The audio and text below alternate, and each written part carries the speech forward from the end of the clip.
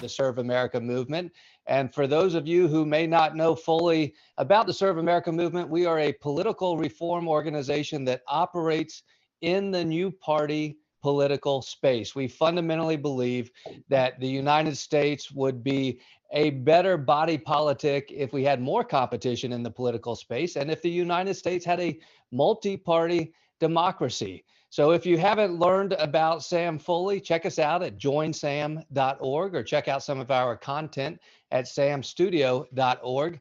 Tonight is intended to be a conversation. There will be a Q&A at the end, so we hope you stick with us and participate in the question and answer period. You're also welcome to submit questions throughout tonight's conversation in the chat, and they'll be picked up by Zach Colby, who runs Sam's operations from our national headquarters in Denver, Colorado. But I want to get right to the conversation because we are privileged to have with us tonight one of the leading scholars and authors in the new party and election reform space. He is Lee Drutman. Lee is a senior fellow in the political reform program at the New America Foundation. Many of you will know him as the author of the Two-Party Doom Loop. And if you haven't picked up a copy of the Two-Party Doom Loop, please do so. It is not only an intelligent approach to today's duopoly, political duopoly in the United States, but Lee studies multi-party democracies across the country, across the world. We're going to talk about that tonight. It's all presented in a very approachable and informative way in the Two-Party Doom Loop. He's also an award-winning author for his work called The Business of America is Lobbying, and he's just out as a co-contributor to a book called Congress Overwhelmed: The Decline in Congressional Capacity and the Prospects for Reform. Lee holds his PhD from the University of California at Berkeley and a BA from Brown University. Lee, with all of those accolades, thank you for being with us this evening. Oh, no place I'd rather be. All right. Hey, look, we're going to have this conversation about your work in the new party space and your studying and writings around multi-party democracies around the world. But knowing that a lot of the participants tonight come from different walks of political life, let's cover some of the basics first and foremost, because we will be talking about multi-party democracies. Give us some examples around the world of how countries we might think of or not think of when it comes to multi-party democracies, how they function in contrast to today's system in the United States of America. Sure. Well, it's pretty much every other advanced democracy. The U.S. is a very strange and unusual two-party system. But, I mean, when I, think of thriving multi-party democracies, I think of New Zealand, I think of Australia, I think of Ireland, I think of Germany, I think of Denmark, I think of pretty much most of the, you look at the top 10 most functional democracies, you look at the top 10 on Freedom House, The Economist Intelligence Unit, whatever international metric you like for thriving democracies, and you will find that they're all multi-party democracies. And multi-party being exactly what it sounds like, which is in the United States, we have two major parties that are kind of entrenched and protected through today's election laws in all 50 states. We have the Republican and Democratic Party. In other countries, it may be that there's a third party, but in some countries, there might be 5 or 8 or 10. Is that right? Yeah, I mean, it varies depending on the voting system. So, you can have a somewhat extreme form of proportional representation like the Netherlands does, and they have 13 parties in their legislature. They just had an election. It's actually the same political system that Israel uses, although Israel is a bit more dysfunctional. It's, probably you don't want that many parties. I think more like 4 to 6 parties is probably the sweet spot. So thinking like a country like Germany, which has I think, depending on the election, between, 5, 6, maybe, reasonably sized parties competing. That seems to me ideal because, the political spectrum is diverse, and voters don't necessarily easily fit into one of two camps. And it makes sense that you want to represent the diversity of a country, especially a country as large and diverse as the United States. Yeah, you mentioned the voter role in this, right? I mean, often we talk about the duopoly, or we talk in the United States about the Republican and Democratic Party. We kind of overlook the fact that fundamental to this entire conversation is the empowerment of voters, right? We are talking, as you mentioned, a very diverse voting population in the United States. But on the first Tuesday in November, that very diverse voting population is actually presented with only two choices, the Republican and Democratic Party, in terms of viability. Your research, as I mentioned, you're the author of a book called The Two-Party Doom Loop, and you refer to research that proves out that in multi-party democracies, you have greater voter participation, greater voter satisfaction, greater diversity. Talk a little bit about what the research shows from the voter perspective in multi-party democracies. Absolutely. So I think one thing that people who are familiar with U.S. politics constantly complain about is the fact that we have very low voter participation in the U.S. And I mean, we have, the last election was a high point, and still even that puts us in the mid-range of advanced democracies. It's more typical to have voting participation at 55-60% in a presidential election, which is very low. Most Western European, other OECD democracies have voting participation rates closer to 70 or 80%. Now, a number of reasons why voter participation in the U.S. is low, but probably the main reason is that most voters live in districts and states where it's lopsided Democrat, lopsided Republican, so their vote doesn't matter, and that's a function of the two-party system and the way it meshes with our geography. Also, the fact that a lot of voters don't feel that either of the two parties really represents them, or feel that there's a party that they're excited to vote for. Now, you move to a proportional voting system with multiple parties, and what you have are one. Every vote counts equally. You don't have to live in a swing district in order for your vote to matter, or a swing state, because when votes are translated proportionally from votes to seats, every vote counts equally. Perhaps even more important is that now there's 5 or 6 choices, so you're much more likely to feel like there's a candidate or a party that speaks to you and represents you well. You don't feel like you're choosing the lesser of two evils, so why bother? And the parties and the campaigns themselves are out there actively recruiting voters and engaging voters. And right now, the Democratic Party and the Republican Party are not that interested in engaging and recruiting voters because they don't need that many voters. In most places, partisan loyalty is just going to give them a safe seat or a safe win. And so what's the point of spending time and effort trying to figure out what voters think about or care about? They've just got the seat by right. Yeah. Look, this is a little sidebar commentary, but I was talking to a member of the press recently about kind of this explosion of interest in new party politics since the events of January 6th. And one of the narratives of the new party political lane is there's a challenge for resources, right? The major parties have very deep pockets.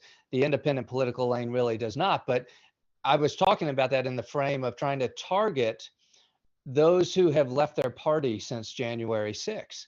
And I said, what I find fascinating is that the independent political movement is moving quickly to the disaffected voters post January 6th, but I'm not seeing the Democratic Party do it. There's not this concerted outreach to people who have changed their registration in the past 3 months, perhaps in part because they don't have to, perhaps in part because there's not a tent big enough on the left to accommodate people moving over from the right. But those are all other questions. As I mentioned, sidebar commentary. You hit on something kind of in comparing electoral systems in some of these multi-party democracies and the United States. It's not just that they have more than two parties, it's that they have an election system that kind of levels the playing field and allows more parties to participate, but gives voters more confidence in their participation.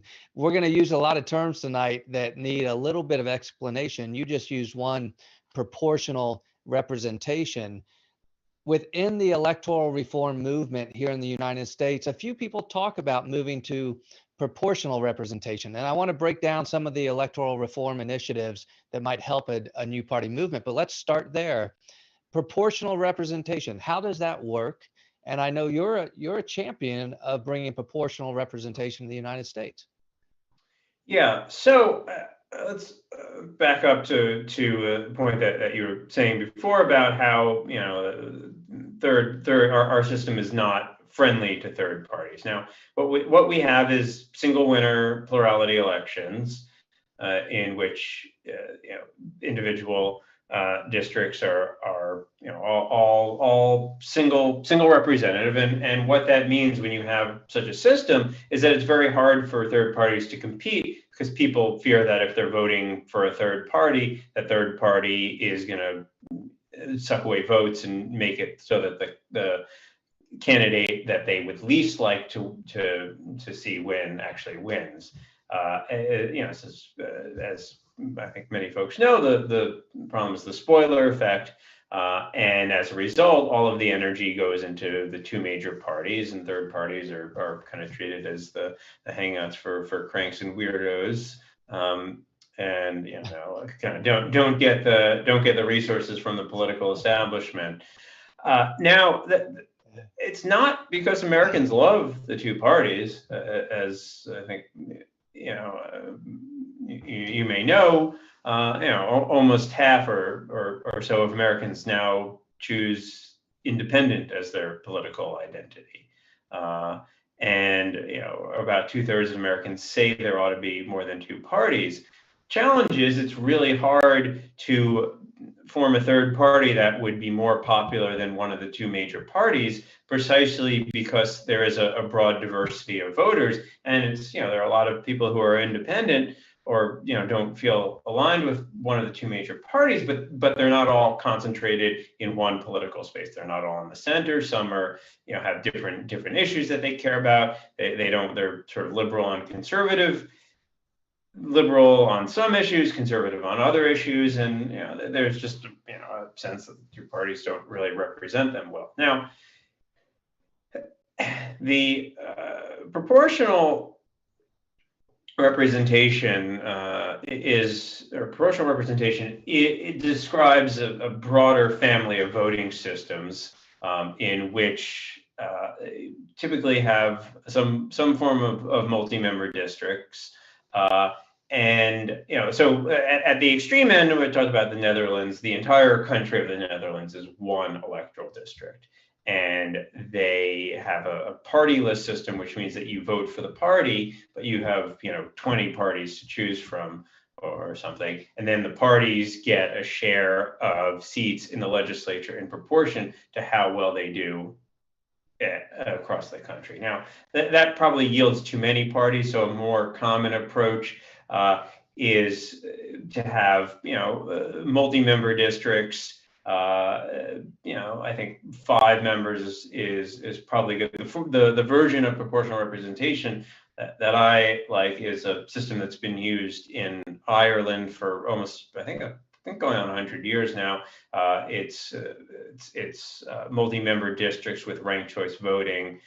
So they have 3 to 5 member districts, and then they have ranked choice voting on top of that, in which voters rank their candidates from most preferred to least preferred, and candidates are eliminated from the bottom up. So, you know, Ireland typically has about 3 to 5 parties, a pretty strongly functioning democracy. And I think that's a pretty good system. There are some other systems of proportional representation that we can talk about if we want to go into the weeds more, which I'm certainly happy to do. But the basic principle is that you have multi-member districts, and then seats are allocated proportionally in accordance with how well parties do within larger districts. And the larger the districts, the more parties, the more proportionality. But at some point, you also worry about too many parties and too much fracture.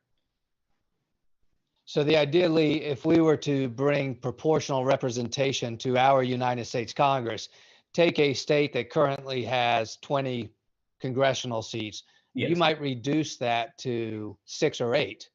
But within each of those 6 or 8 seats, you might have, or districts, Districts, you yeah. might have 4 people representing that district, right? Yeah, I mean, there's something about odd numbers. You want to have odd numbers because of the way that the math works out. But so you take a 20 seat state and break it up into 4 5-member districts, and then everybody's vote. There'd be no more safe districts. There'd be no more gerrymandering, and parties different. You'd have more parties able to compete because now instead of needing to get 51% in a single district, you only need to get, the way the math works out is you need to get 17% in a 5-member district, across a much broader area. So, and this is a challenge because often, there are moderate voters, but they don't make up a majority in any given district, say, but across multiple districts they might be 20%,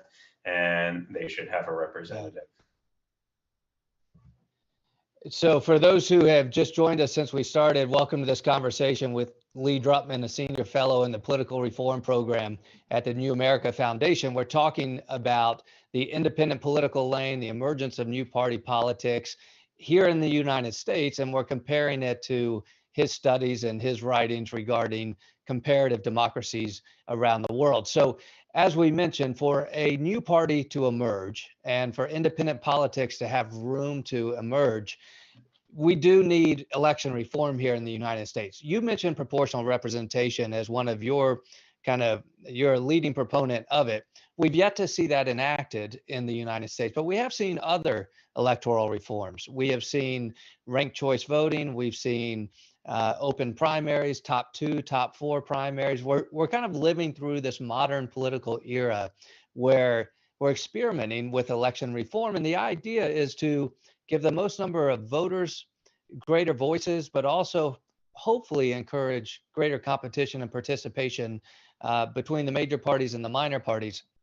Let me ask you to explain for those attending, what did Alaska just do? Because what Alaska just did seems to be a transformative moment where we get to see it play out and see what works and what didn't. Yeah, so Alaska, they had a ballot initiative that changed how they do elections. So they are starting in 2022. Now, the primary is going to be a top 4 primary. So it's the top 4 finishers in the primary. It's going to be a sort of nonpartisan. It's basically you think of it as a 2-round election. So the first round narrows it. But so in the primary, Lee, just to be clear, Lee, in the primary, all candidates, regardless of party, show up on the same ballot, right. And all Alaskan voters go to the primary and get to choose. Right. And then the top 4 move on. Top 4 move on, and then the general election is a ranked choice voting election. So Alaska becomes the second state, along with Maine, to have ranked choice voting for its elections. And Alaska is the first state to have the top 4 primary. There's a couple of states that have the top 2, okay. California and Washington state, and Louisiana is kind of a modified version of that. Yeah. So walk us through, Lee, how ranked choice voting works. My wife and I were having this conversation, and this is not it's a simple idea, but it's not intuitive for how Americans grow up in politics. Explain to us how ranked choice voting operates and what the outcomes are in terms of political and voter behavior. Sure. Yeah, it's not intuitive because we've grown up with a very simple system. If you grew up in Australia, it would seem natural and intuitive to you because that's what you'd have been doing your whole life. And Australians who come to the U.S. say, "What? You only get to choose one? We get to rank them all. What's wrong with you?" So the basic idea is that rather than just selecting one candidate on a ballot, you rank them in order of preference. You say, this is my favorite candidate, this is my second favorite candidate, this is my third favorite candidate, and so on. Now, value of that is you can have your sincere preference, So, say I want to support you for governor of I don't know, say Florida, but I'm worried that if I support you, I'll elect some Yahoo crazy Republican, and I'd rather have the Yahoo crazy Democrat. So, I'll vote for you, and if you Put me don't, second. Put me second. I'll put you. No, I'll put you first. I'll put you first. Because then, if you're at the bottom of the first preferences, then my votes will transfer to my second choice preference, so I won't have wasted my vote. And maybe you'll get the most first preferences, and then the other voters, somebody else will have their voters transfer to you. But the idea is it's a better way of aggregating preferences across across multiple candidates, and it ensures that in a single winner format, it ensures that the candidate who wins actually has the majority of support. So it prevents the vote splitting problem, it prevents the spoiler problem, and it also changes how people campaign, because you are trying to build a broader coalition by reaching out to voters who might not choose you as their first choice, but might choose you as their second choice or your third choice. And it encourages more compromise-oriented coalition building, less zero-sum style campaigning. And voters generally like it because they feel like they express their full range of preferences rather than just limiting it to choosing one. Yeah, at least so much of the election reform narrative is around shifting the incentive structure for political behavior of not just candidates, but elected officials. I mean, that one of the greatest lessons for me from my service in the United States Congress, because I was in a 50-50 district, a Republican that Obama had won, I had to think about a much broader political coalition than just my Republican Party. But I was in the vast minority of members who had to worry about that. Most members, once you're elected, you're protected by closed primaries and gerrymandered districts. And so your behavior is incentivized by only the partisan rewards. And so you behave as a partisan. And what you're describing is a system in which ultimately we have behaviors that reflect a greater consensus of political opinion, and as reflected by the voters. I want to bring in very shortly the chair of SAM Texas, Bill King. But before we do that, I want to ask one last question of you. One of the criticisms we often get, in the new party movement, the electoral reform movement, is, look, Americans really are a 50-50 country, right? When we register to vote, maybe we register a third, RD and I, or maybe nationally that trend of no party affiliation is closer to 50. But look, on the first Tuesday in November, we perform as Republicans and Democrats.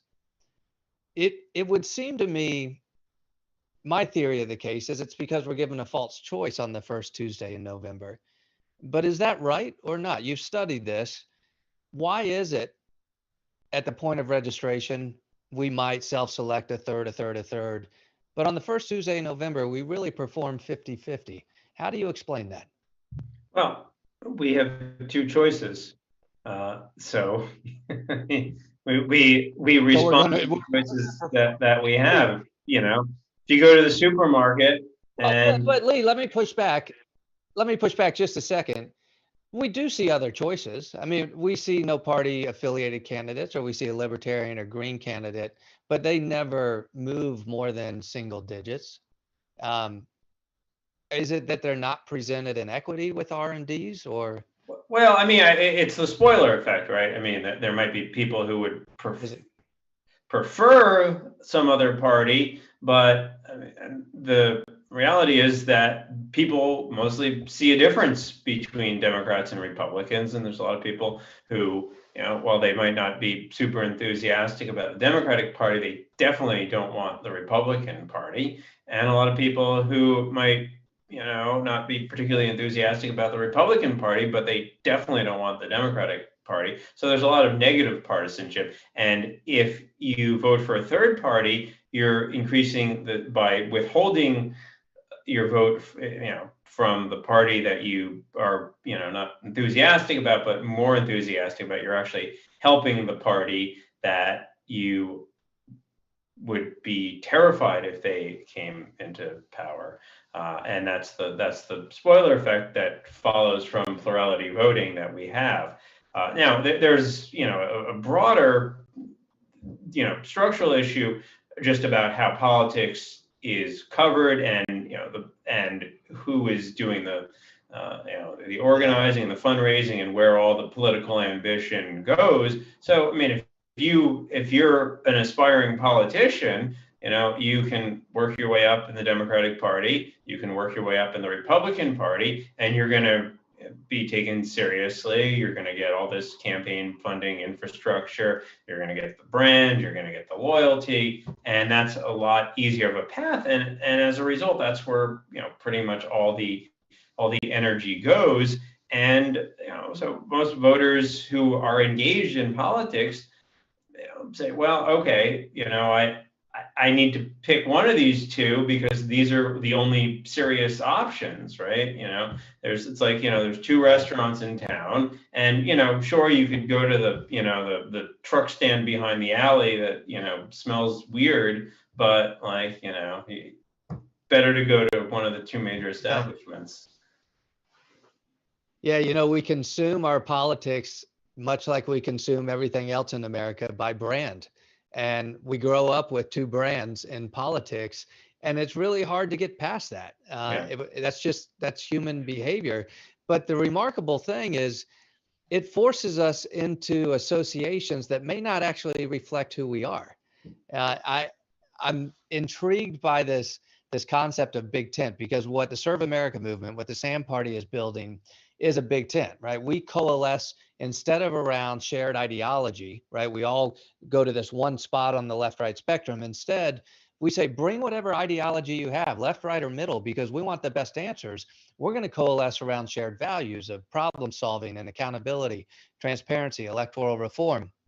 And in my own political journey, as I left, in my case, the Republican Party, and am an independent, a lot of Democrats have said, hey, just become a Democrat. And I said, I don't fit. And they say, no, you don't understand. We're a big tent.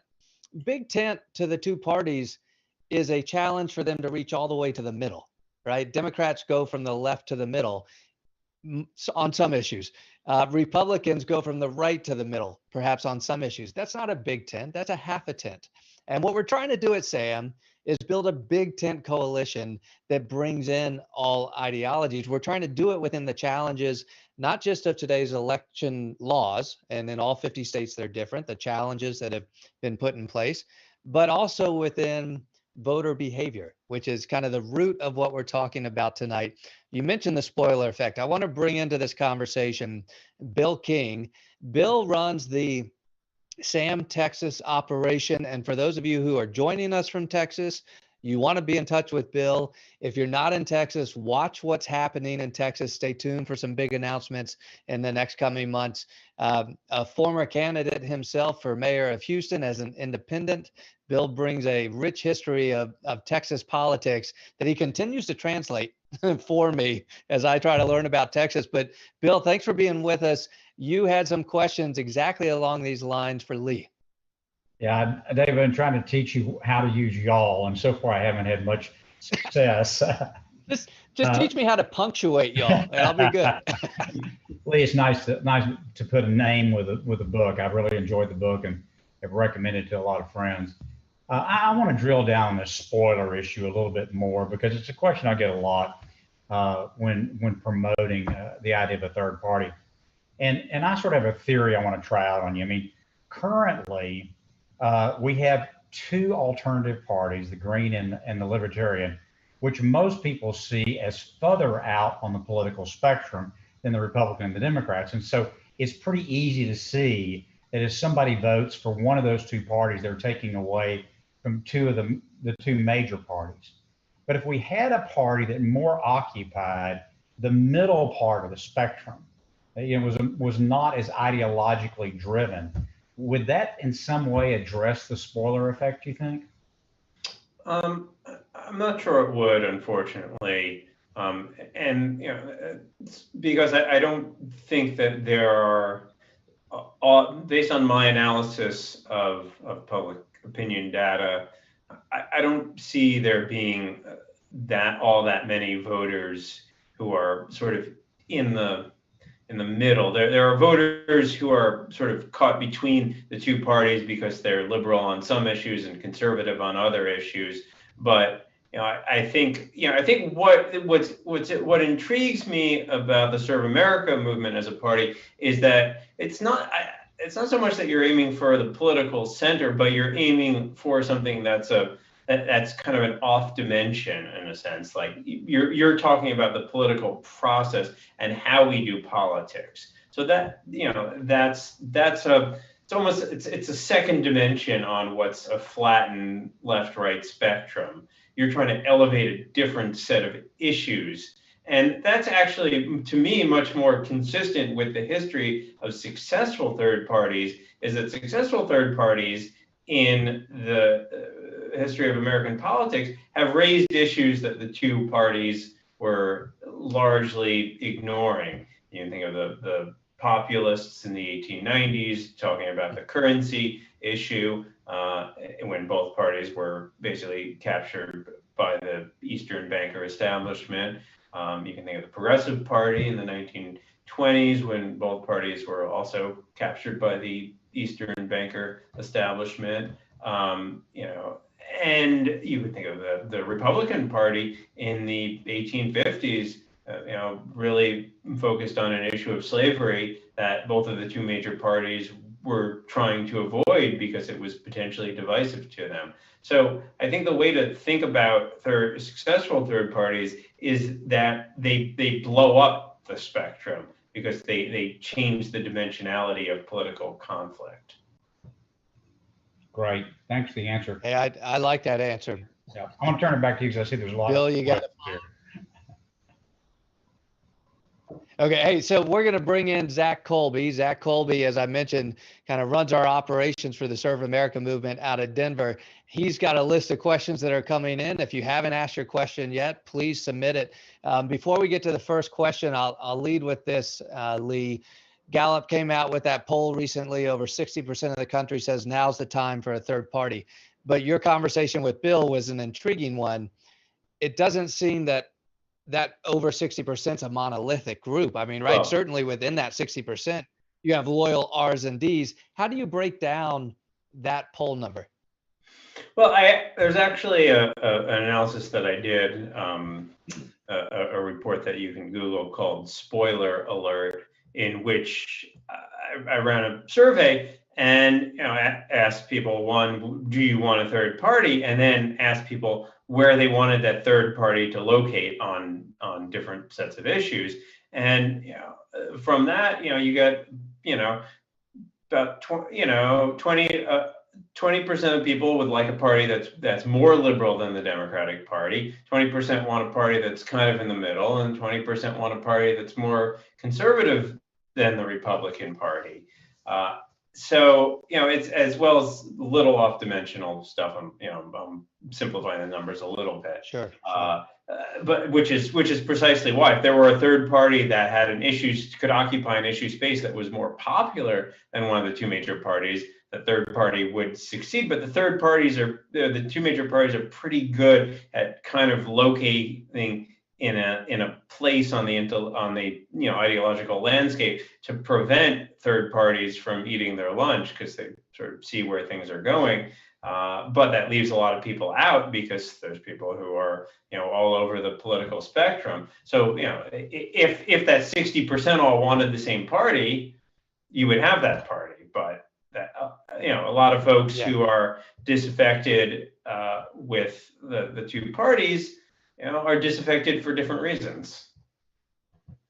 Yeah. Very good. All right, Zach Colby, what do you have for us?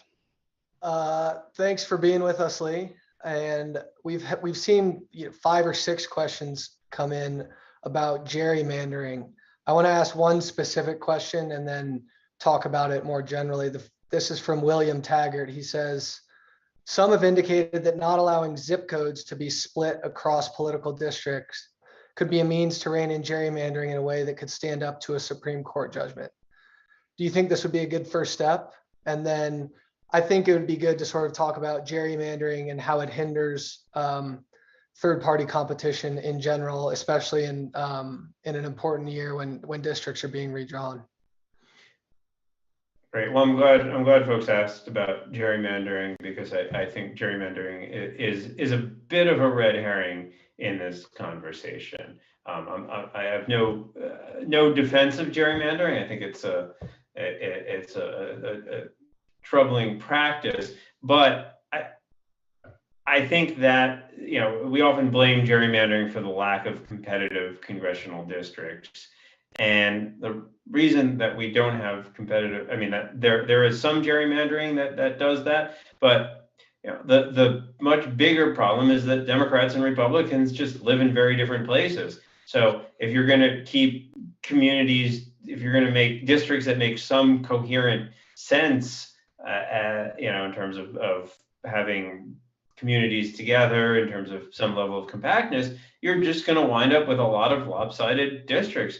Cities are overwhelmingly Democratic. You're going to wind up with a lot of overwhelmingly Democratic districts in cities. You know, a lot of exurban, small town, rural places are overwhelmingly conservative, Republican, and you're just going to wind up with a lot of districts that are safe no matter, you know, no matter what process you use to draw the districts. And I mean, in many ways, gerrymandering actually makes districts more competitive than they would be, because now that we're in the era of partisan gerrymandering, the old era of gerrymandering was incumbent protection gerrymandering, which did contribute somewhat to making districts safer. Now we're in an era of partisan gerrymandering, when the parties that control the legislatures are trying to maximize their seat share, and that means that they want to spread their voters out more efficiently. Which actually makes districts potentially more competitive than they would be.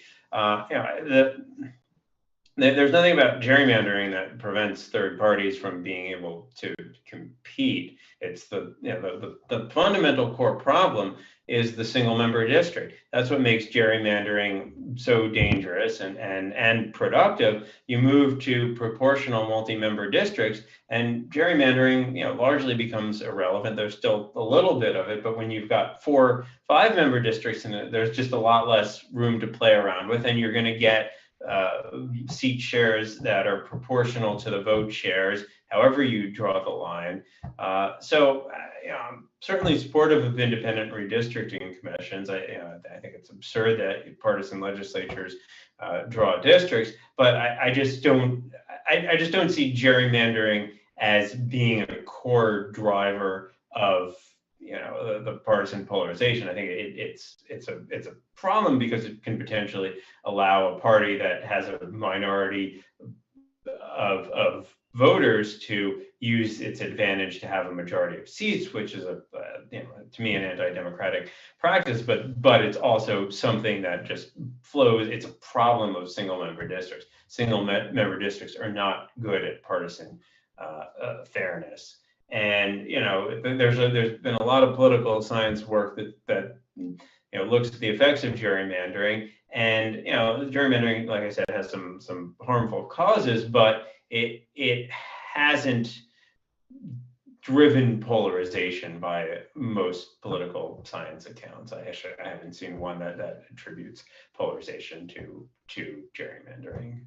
As ugly as many of these districts are, but state boundaries are also kind of weird in many places too.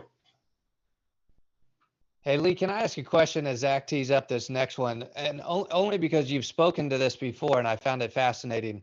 A lot of people intuitively, myself included, think that the opportunity for a new party is in a purple community, right? People look at the state of Florida and say it's so purple that's where a new party could emerge. But I've heard you make the case that actually it's in these kind of super majority partisan districts or states where you might actually see a new party become more viable. Yeah, I think so. Because when you have, you know, large majority of one party, what you actually have are probably clearer divides within those parties. I mean, I live in Washington, D.C., which is a 90%, Democratic city, but, within the sort of that 90%, I could see probably 2 or 3 Democratic parties if we had a more proportional voting system. So I mean, often that supermajority hides a lot of dispute. I mean, even California is pretty much a supermajority Democratic state at this point, but there's a definite divide within the Democratic Party between a more kind of centrist business friendly version of the Democratic Party and a more socialist left version of the Democratic Party.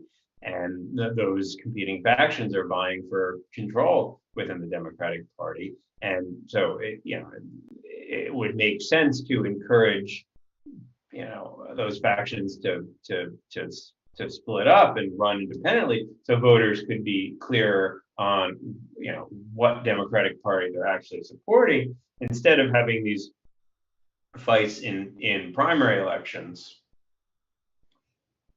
Got it. Very good. Zach, what you got next for us? This is another question that's been asked by a couple different audience members, one by Harvey Jassam and one by an anonymous attendee. They say, won't more parties only result in a greater chance for a smaller group of fringe voters potentially gaining control? And for example, Sanders followers could have easily overtaken recent elections had there been 4 to 6 parties, as you describe as the sweet spot. And someone else cited Israel as an example.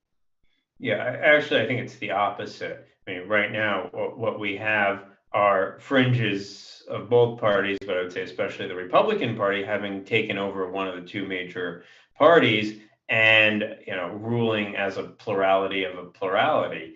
Now, the difference, I mean, we can separate presidential from congressional elections. I think if we had I mean, in the reality at the presidential level, we'd probably have, given, unless we change the Electoral College, we'd probably have, similar coalitions forming at the presidential level.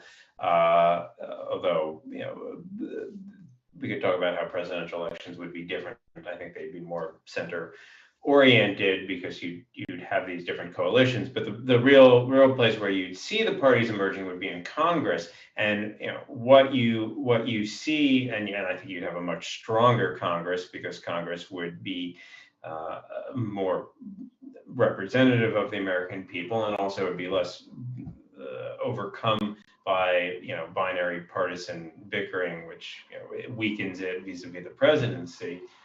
But the reality is that when you have a multi-party system, parties actually need to form majorities to govern. You can think about the kind of the extremist parties in European systems, which exist, but because they are minorities, they can't. If they were going to be in government, they'd have to form a much broader coalition that would limit their ability. Now, the other reality is that they tend to be kept on the fringes, because what you see are kind of center out coalitions forming. And you look at Germany, right? They've had far right parties for the AfD for a few years, and what you see is a Merkel, which is has a government. She's her party is center right, and they partner with the center left, and they govern from the center out. It's a similar thing you see in a lot of European countries, is the kind of center out coalition, as opposed to the fringes on one side ruling or the fringes on the other side ruling. To build that majority coalition, it has to inherently involve the center, and that is a fundamental difference. As for Israel, I feel like every conversation that I have about multi-party democracy, somebody says, "What about Israel? What about Israel?" Israel is one country that has particular history that has it's a country that has been at war for a very long time. It's a country that's actually, despite being a small country, it's actually an incredibly diverse country. And it's a country that has, I think, been increasingly radicalized by its conflict with its enemies. Or a lot of folks in Israel have been radicalized. So, I don't, I'm not sure, how much you can blame the chaos in Israeli politics on the multi-party system. It's true that they've had 4 elections in the last 2 years, and they've had a hard time forming coalitions. I don't want to say that multi-party democracies are, these, beautiful, magical fantasy places where, all the trees are always in bloom and with beautiful fruits. But I think that the fundamental problem that we have in American democracy right now is we have 2 parties that are entirely stuck where they are, and they are running on fumes, and those fumes are all about hating on the other side. And multi-party democracy allows us to break that, what I call, breaking the 2-party doom loop. It's a doom loop, and gives us a way to think about realigning our politics, building new coalitions, working towards new solutions. And if you look at you look at the options given our current political system and where things are taking us, they are taking us down, down, down as the escalation goes up, up, up. And Lee, I think that the thread you continue to weave through all of this is the winner-take-all election system we have in a 2-party duopoly. And to your point, if we have the emergence of minor parties that perform at the ballot box with 15, 20, 30%, we're giving greater voice to voters, but that doesn't mean that those parties now have a majority. They have to form a coalition. And at the end of the day, what all of this is driving towards is a greater consensus among the governing to better reflect a greater consensus among the governed. And I think that's one of the fundamental premises of the independent political lane. Zach, what do you have for us next? Yeah, Lee, you briefly touched on it, and this is an interesting question, and maybe opening up a big can of worms, but it's from Dale Zarowski. What do you think about abolishing the Electoral College? Well, I'm in favor of abolishing the Electoral College. I mean, it's a weird institution that never worked the way it was intended to, and is sort of a strange anachronism.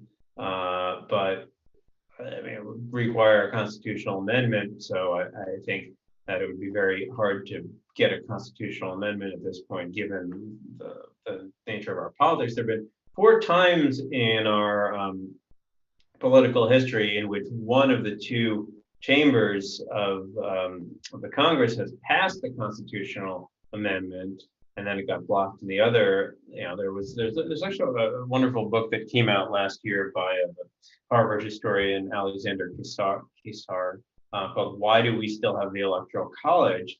which it's a long book. You can read my review of it in the Washington Monthly if you don't want to read the entire book. But the TLDR is that from the very beginning, people in Congress realized that this was a mistake, and there have been ups and downs of trying to get rid of it. And for some reason, it still sticks because it's really hard to have a constitutional amendment that changes a fundamental institution of our government when there's at some point one of the 2 parties or some faction that has enough seats in one of the houses says, well, if we get rid of this, then it'll help the other party, and which is fundamentally problem of this binary logic is it's zero sum. So if we this institution might make no sense, but it helps us, so we have to hang on to it because then the other side is going to get total power. And so it's. So Lee, short of a constitutional amendment, though, you have seen states change how they award their electors, and that's permissible, right? It is permissible.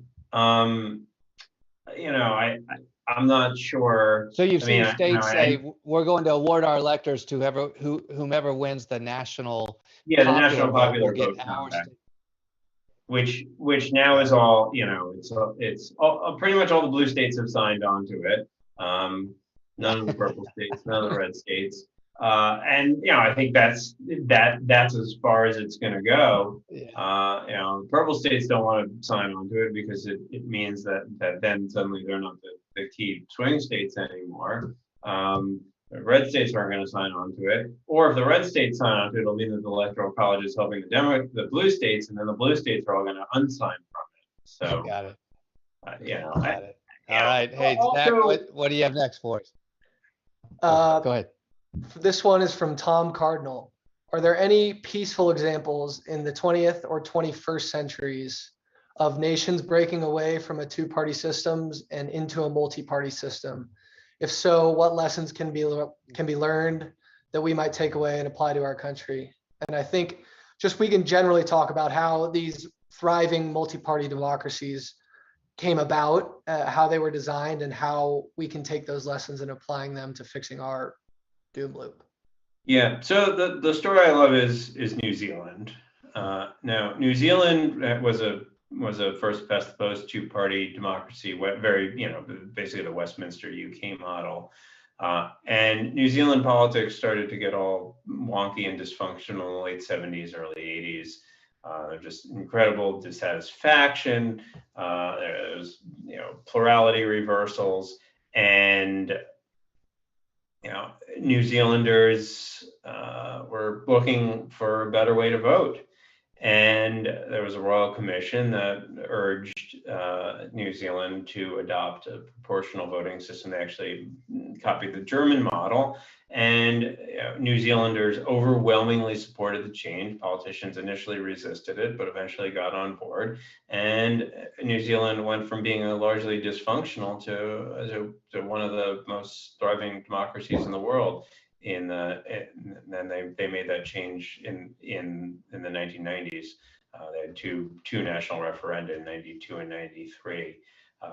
So I think that's a success story.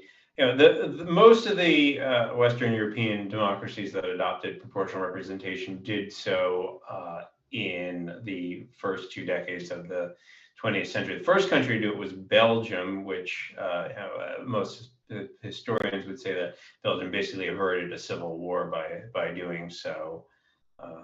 And there were various different reasons why different countries adopted it, but broadly the politics aligned. And at the time, it was a time of democracy reform and enfranchisement, and most people thought it was just a fair system because it treats all voters fairly, and it kind of caught on in that period. I think but the lesson from New Zealand, which I think is more relevant, is that at a certain moment when enough people are dissatisfied with a political system that they feel like isn't working for them, that a movement can build to offer a better solution. And when presented with that solution, New Zealanders overwhelmingly supported the change. Hey, Zach, a couple more questions before the bottom of the hour. Yep.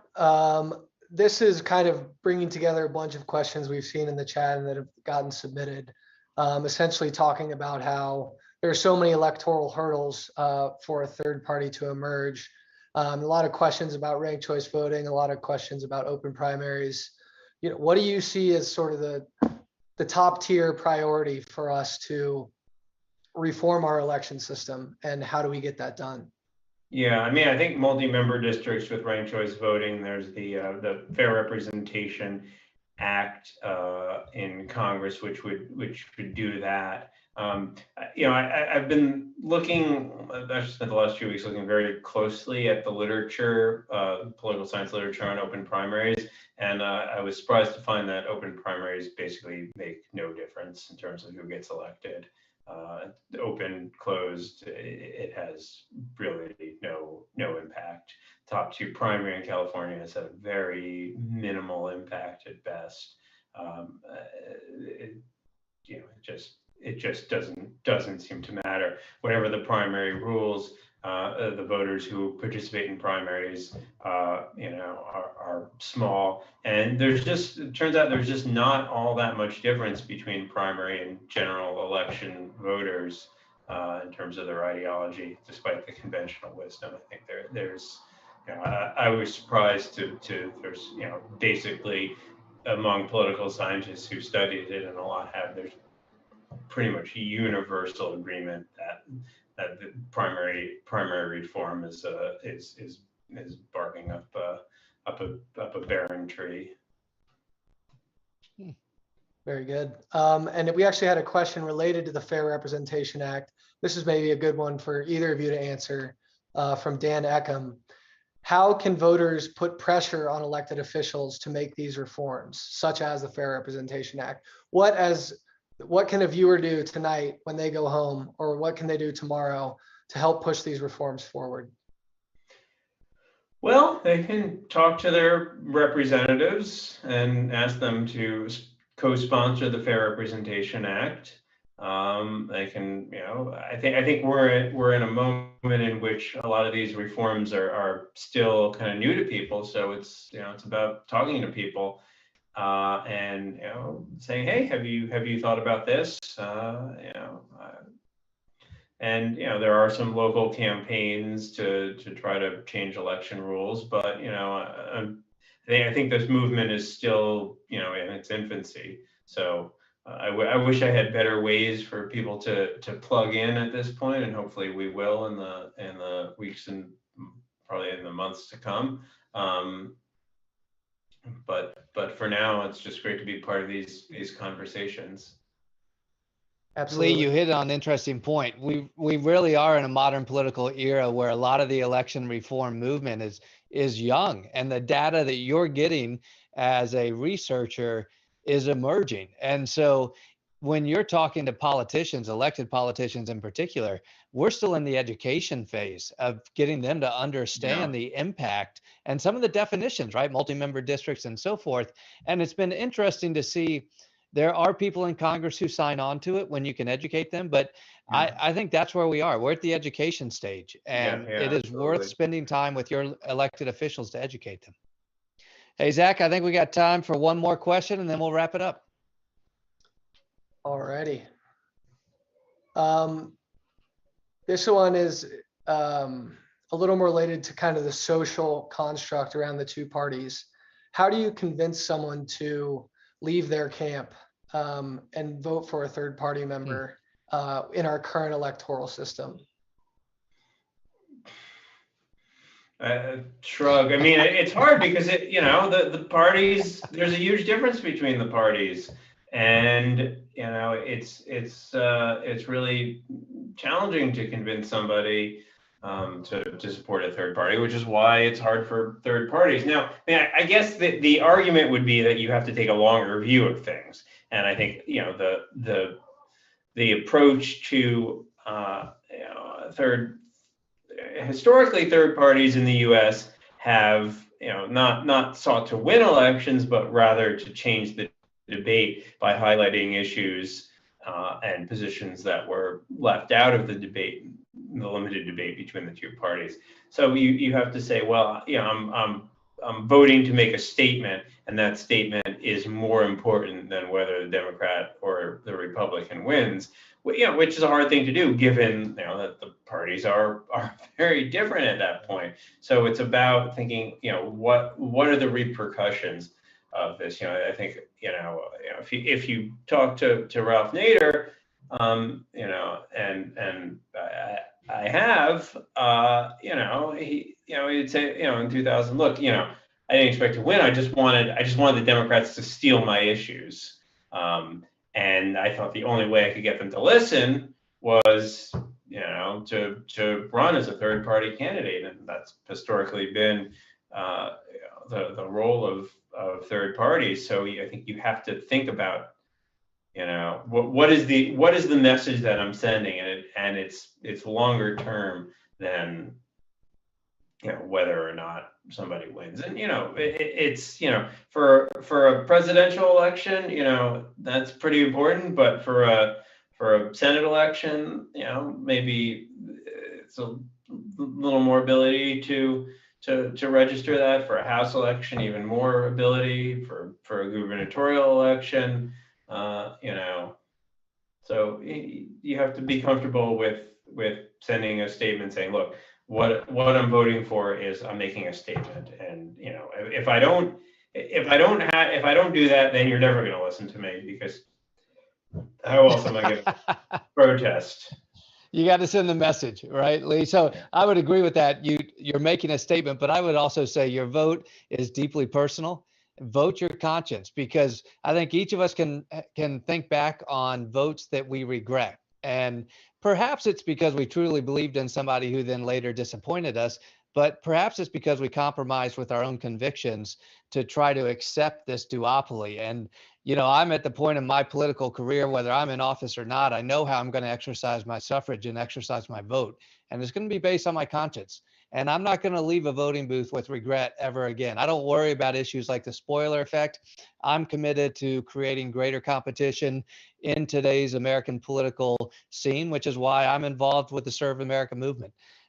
Folks, he is a senior fellow in the political reform program at the New America Foundation. As I mentioned, an award-winning author known to the New Party political movement for his work called The Two-Party Doom Loop, but also an award winner for the book, The Business of America is Lobbying. He is also out as a contributor for a new piece that studies the capacity of the United States Congress and reforms that might be needed to the lower house. He is Lee Drutman. Lee, thank you for being with us tonight. Thank you. This was a great pleasure.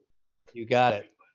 And also with us, you have met Zach Colby, who, as I mentioned, runs our operations for the Serve America movement out of Denver, Colorado. You have met Bill King, who is the chairman of the Texas SAM movement, soon to be a party. I believe we will get there very soon. Keep an eye on what's going on in Texas for the Serve America movement. I'm former Congressman David Jolly, the chairman of SAM. And if you have not yet looked into SAM, please do so. Go to joinsam.org or our content-driven site at samstudio.org. Thank you for being a part of this conversation tonight with Lee Drutman. Look for more information from Sam in your email box in the days to come. Thank you all. Appreciate it very much.